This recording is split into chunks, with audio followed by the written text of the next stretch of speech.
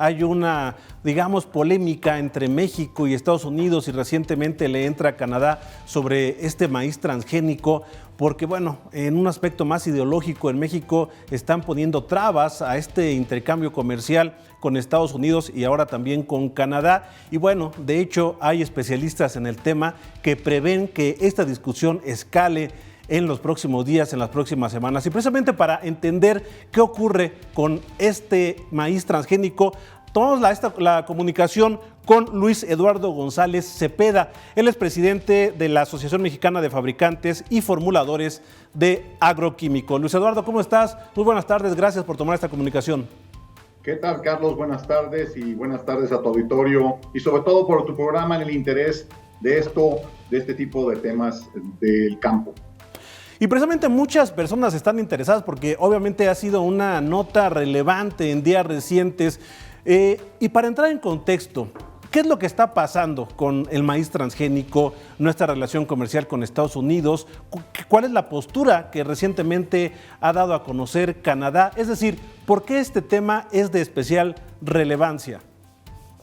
Bueno, lo primero es que tenemos que recordar que el presidente emite un decreto allá en principio del 2020 con respecto a la prohibición de transgénicos o de importación de maíz transgénico y sumado a la prohibición del uso de glifosato, este herbicida tan importante en la producción agrícola.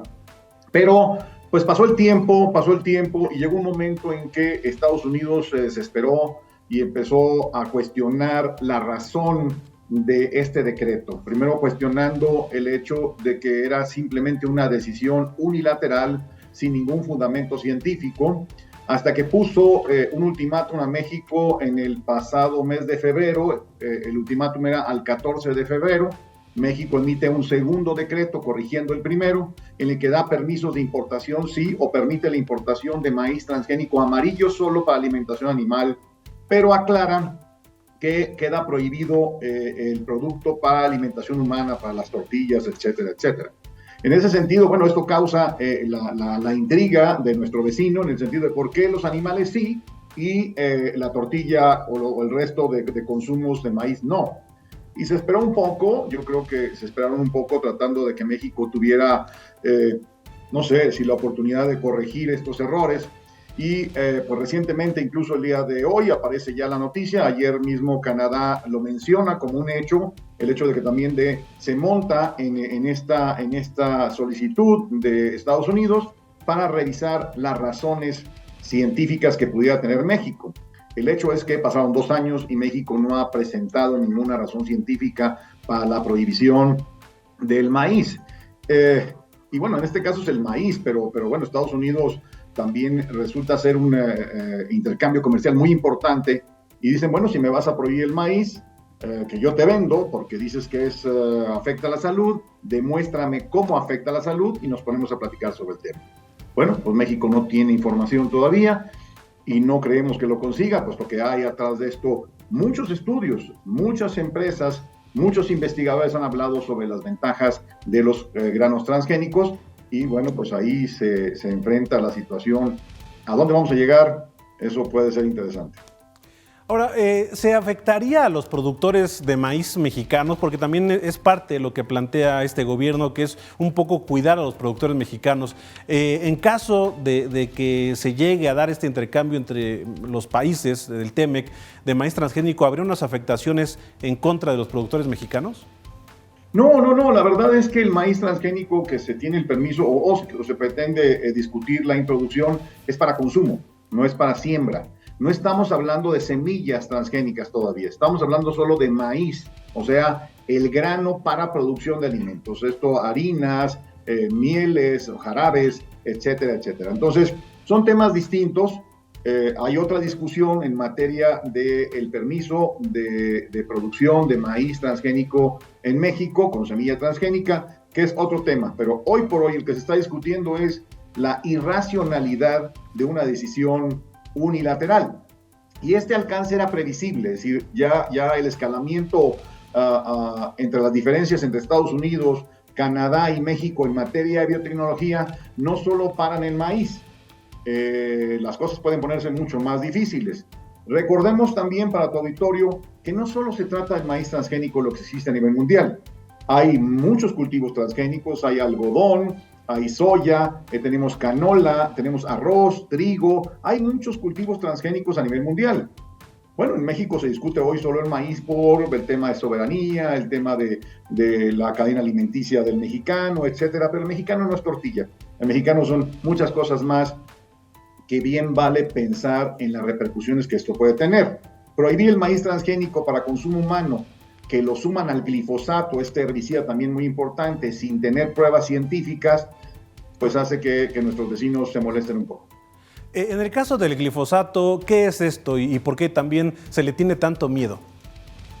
Bueno, el glifosato es un herbicida que para el control de malezas en los cultivos. La ventaja es que en México lo aplicamos directamente a las malezas y eso evita que pues esta maleza cause problemas a los cultivos, baje los rendimientos, absorba más agua, una serie de desperdicios. La verdad es que el glifosato es un material que tiene más de 40 años y se usa en más de 120 países a nivel mundial, porque es muy económico, es muy fácil de manejar, es muy sencillo de manejar y ayuda mucho a los productores. Pero como asocian glifosato con transgénico, entonces dicen, pues de una vez los dos. Le están golpeando ahí sí al agricultor, porque glifosato es un herbicida muy, muy económico y que ha demostrado sus beneficios a nivel mundial. Y déjame ponerte algunos beneficios. Cuando se usa glifosato, se puede trabajar con labranza de conservación o mínima labranza y eso ayuda a evitar erosión del suelo. Se evita la quema del campo de los rastrojos y ayuda también a la fertilización del suelo. Ayuda a mejorar el rendimiento. Así es que razones hay muchas para defender una posición que parece a todas luces ideológica en el gobierno mexicano. Sí, efectivamente parece más ideológica porque también los mexicanos ya hemos comido productos transgénicos. Esto es así, ya no sería algo nuevo, ¿no? Mira, tenemos más de 20 años, casi 23, 25, dependiendo de las cifras de quién importó la primera vez algo de granos transgénicos. Y tenemos más de 20 años consumiendo esto en diferentes formas. Insisto, no solo en tortilla. Esto sucede a nivel mundial. Hay más de 190 millones de hectáreas de siembra de cultivos transgénicos a nivel mundial. No creo que estén equivocados esas personas, esos agricultores, esos países que están buscando seguir creciendo en la producción y en la productividad, que están buscando la manera de ser más eficientes, de gastar menos agua, usar menos plaguicidas, llevar, digamos, economías más estables a estos países. Estamos hablando de muchos millones de hectáreas. En México no se siembra maíz transgénico, pero prohibir el consumo sería otra ideología que la traen enfrente, así al igual que el caso del glifosato. ¿Qué tan peligroso es en estos temas irnos por la parte ideológica y no técnica? Y me refiero sobre todo que a dónde nos van a llevar estas consultas técnicas que propuso Estados Unidos y que se une Canadá. ¿A dónde nos van a llevar? ¿Qué resultados pueden tener? Bueno, lo primero es que si México no tiene los elementos técnicos y científicos y lo hace simplemente porque se le antojó o porque le dijeron o porque alguien le contó, pero no tiene los elementos técnicos científicos, esto sería en contra de los tratados comerciales con Estados Unidos y Canadá. Después de eso, si aún así México insiste en seguir prohibiendo, entonces Estados Unidos y Canadá también pueden poner sus barreras. Esto puede poner en peligro no solo un tema de intercambio de maíz, sino puede poner en peligro la exportación de México de aguacate, de tomate o de muchos más vegetales. Ellos también tienen, son productores importantes de aguacate en California o son productores de cítricos en Florida, etcétera. Entonces pueden poner alguna barrera a México para decirles, bueno, pues tú no quieres comprarme mi maíz porque argumentas que puede causar problemas a la salud, pues yo voy a dejar de importar tu tomate porque voy a argumentar que el rojo del tomate mexicano afecta a la salud. Entonces, se pueden poner las cosas de ese nivel y creo que no saldríamos bien librados. El presidente López Obrador ordenó a CONACYT hacer una investigación para encontrar esos sustitutos de glifosato. 2 años después, no ha habido un solo producto que se presente como sustituto del glifosato y esto también puede afectar seriamente a los agricultores. En fin, la ideología no se va con la ciencia y el daño puede ser seriamente económico para el país. Ahora, muchas personas nos están viendo en este momento y pues se preguntarán, bueno, ¿y en mi bolsillo en qué repercute que se permita el maíz transgénico, la entrada del maíz transgénico, o que se impida, como parece que es la idea del gobierno federal? En términos económicos, para las familias, ¿repercute en algo? Mira, hoy por hoy ya se permite, entonces, o se libró el tema del maíz transgénico para alimentación animal. Bueno, eso da algún respiro a la posición. Pero el hecho de haberlo prohibido inicialmente dio incertidumbre a los dos grupos, los grupos de agricultores proveedores para México, de Estados Unidos, y los grupos de ganaderos que compran ese grano para alimentación animal. Y entonces, ¿qué dicen? Si no encuentro el maíz transgénico que necesito al precio que necesito, entonces voy a tener que trabajar con otro maíz, que es el no transgénico, que va a salir más caro. Y si sale más caro, pues entonces la carne, el huevo, el pollo, todo es más caro. Ese es un tema que está latente constantemente. Acordemos también que en México y en muchos países, cuando hay una incertidumbre, pues lo primero que se protegen los productores es subir los precios. Mientras subo y si después baja el precio del maíz, pues lo bajo. Pero ahorita ya lo subí. Eso puede ser un riesgo directamente a la tortilla, directamente a lo que más le duele a la población. Así es que sí somos autosuficientes en el maíz blanco, pero la incertidumbre sería que si crecen los costos de la importación por este tipo de ideologías, pues entonces también crecerá la demanda del maíz blanco para alimentación animal, otro uso distinto, y eso subirá los costos. Pero además, lo pongo de esta manera, si dejamos de exportar, están los vecinos del sur, los chilenos, muy a la puerta de Estados Unidos buscando la forma de tener una ventana para entrar. Los colombianos, los países de Sudamérica están listos para entrar a Estados Unidos en cuanto se descuide México en algún momento. Así es que tengamos cuidado, porque somos vecinos, somos buenos vecinos y la buena vecindad hace una buena sociedad. Llegar a esto a otros espacios, no sé, me refiero a la Organización Mundial de Comercio, ¿esto puede ocurrir o se queda en el marco del Tratado de Libre Comercio de América del Norte? Te queda inicialmente en el tratado, puesto que hay ahí un convenio de relación. En ninguna parte del convenio de relación con México, Estados Unidos y Canadá aparece el hecho del maíz transgénico o no. Digamos, es jugar con una regla distinta, es no me gusta, me llevo mis canicas y me voy, ¿no? Eso sería un poco la forma de verlo. No, hasta que no se vaya a un panel internacional podría haber una discusión. Pero déjame decirte que hay estudios a nivel mundial, hay investigadores a nivel mundial que han hablado de los beneficios de los granos transgénicos o el maíz transgénico o los productos transgénicos.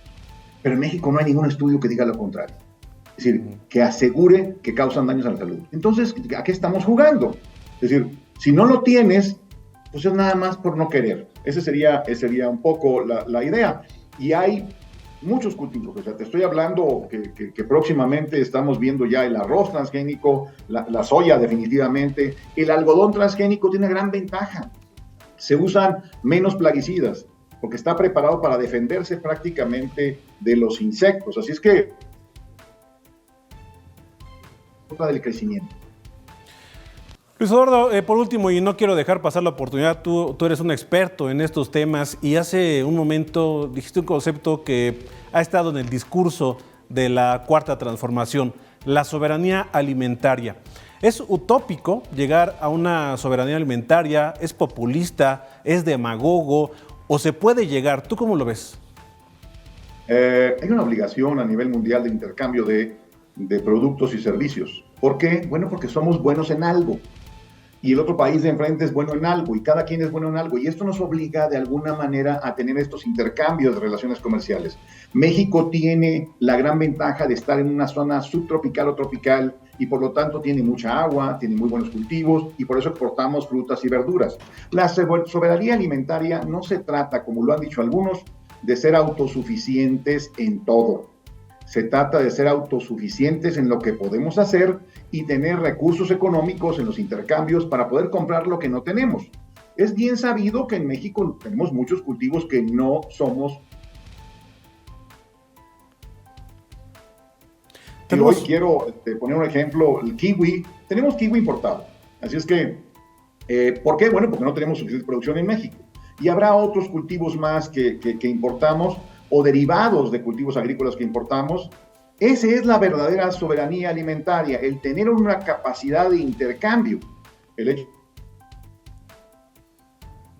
que todo lo que producimos en México lo comemos nosotros mismos no es una buena visión. El mundo se ha abierto mucho al intercambio comercial y tenemos acuerdos comerciales con muchos países, más de 40 países tenemos intercambios precisamente por eso. Hablar de soberanía, insisto, de hacerlo solo para nosotros sería egoísmo. Y quizá aquí el tema y el problema es la diversificación, porque tenemos acuerdos comerciales, pero básicamente nos centramos en uno, ¿no? Quizá ahí sería el gran reto.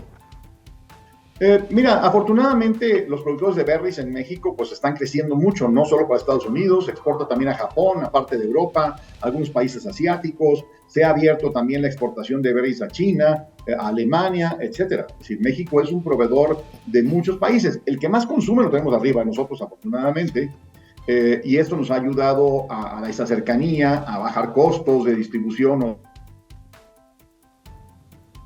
Los productores de aguacate están exportando a Europa, a Asia también, a Japón. Es decir, estamos creciendo. Afortunadamente, esa es una gran oportunidad para los mexicanos. Seguir creciendo porque esto, más mano de obra, mejor economía. Es decir, no solo voltear para Estados Unidos y Canadá. Hoy es nuestro socio más importante, pero también estamos creciendo en otros países. Pues ahí está el tema. Gracias, Luis Eduardo, por ampliar el panorama sobre este tema que para muchos preocupa y bueno, creo que ha quedado pues más claro. Te agradezco esta comunicación y estaremos también en contacto permanente porque seguramente esto dará de qué hablar hacia adelante. Gracias, buenas tardes. Mucho. Buenas tardes, pásala bien, Carlos. Hasta luego.